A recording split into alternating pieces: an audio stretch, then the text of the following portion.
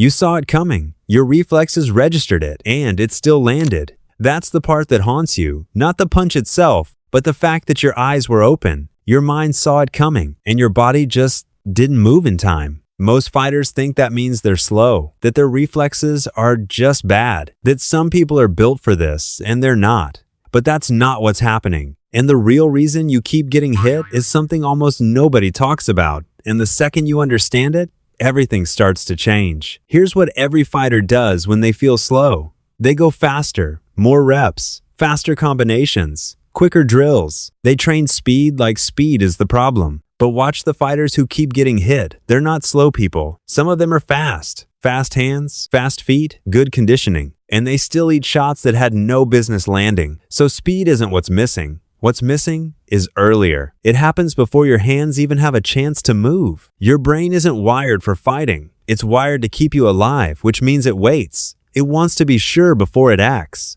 And sure, in a fight means the punch is already halfway to your face. You're not slow, you're late. And those are two completely different problems with two completely different fixes. The fastest fighters in the world don't have superhuman reflexes. They have something that happens before the punch even leaves the other guy's hand, and it's not what most people think. You already know fighters have tells: a shoulder that dips before a cross, a back heel that lifts before a body shot, a rhythm break right before they explode. You've heard this. But here's what nobody explains. Knowing tells exist, and your brain automatically catching them in real time are two completely different things. Your brain can only read what it's been trained to recognize as speed. If you've never seen that shoulder dip 1,000 times, your brain doesn't flag it as danger. It just looks like noise. And by the time the punch registers as a threat, you've already lost the window. That's why you see it and still get hit. Your eyes caught it. Your brain hadn't filed it yet. And that gap is exactly where the fix lives. Demonstrate recognizing a tell versus missing it in sparring footage. Think of it like this. A doctor looks at an x-ray and sees things you'd completely miss, not because their eyes are better, but because their brain has processed thousands before. They're not seeing faster. They're recognizing faster. Elite fighters are doing the same thing. The response is already happening before their mind catches up because the pattern is so deeply burned in, it doesn't need permission. You don't need faster hands. You need a more loaded library. And the way you build that library is specific, and most fighters never train it deliberately. Now here's the part that's going to frustrate you a little. Because the fix isn't more time in the gym, not sparring, not pad work, none of it. Most fighters spend years doing exactly those things, and their recognition gap never closes. They just get better at surviving the shots they should have never eaten in the first place. The problem isn't volume.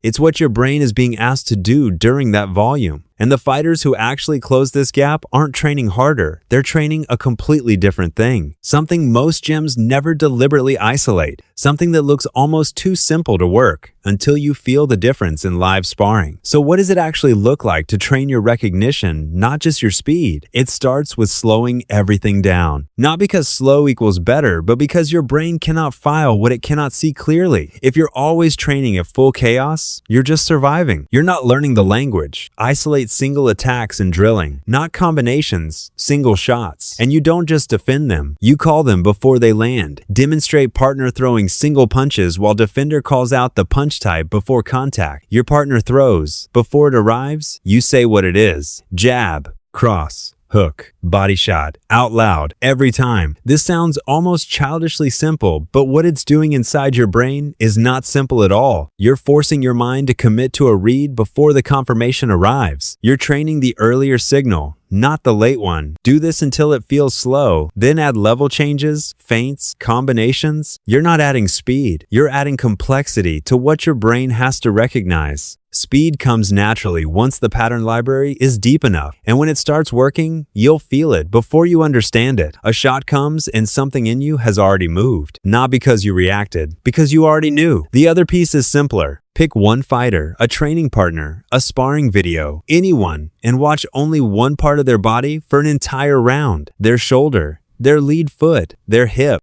One thing, demonstrate focused observation drill camera locked on one body part during movement. You're not trying to defend anything. You're just building the file, rep after rep of the same signal until your brain stops thinking about it and starts feeling it before it happens. And once that file is deep enough, sparring changes. Not because you got faster, because you stopped being surprised. Here's what nobody tells you about the other side of this. It doesn't feel like getting faster. It feels like everyone else slows down. Shots that used to arrive out of nowhere start arriving with space around them. Space you didn't have before. Space that didn't exist until your brain knew what to look for. There's a moment every fighter remembers when this clicks. The first time they slipped a punch, they didn't consciously decide to slip. No thought, no decision, just gone. And the punch passed through empty air where your head used to be. That's not luck. That's not instinct. That's a pattern so deeply loaded into your brain that your body acted before your mind had a chance to interfere. Most fighters wait for this to happen naturally. Hope enough sparring wires it in. But the recognition gap doesn't close on its own. It closes when you train recognition deliberately. And when it does close, everything shifts. You stop dreading the fast fighter. Because fast doesn't mean unreadable anymore. It just means the pattern comes quicker. And you've trained for quicker patterns. You stop tensing up against the unpredictable fighter. Because unpredictable is only another word for unfiled. And your file is deeper now. You stop getting hit by the shot you saw coming. Because seeing it and reading it are finally the same thing. You don't become a different athlete. You become a different kind of thinker inside a fight. Calmer, earlier,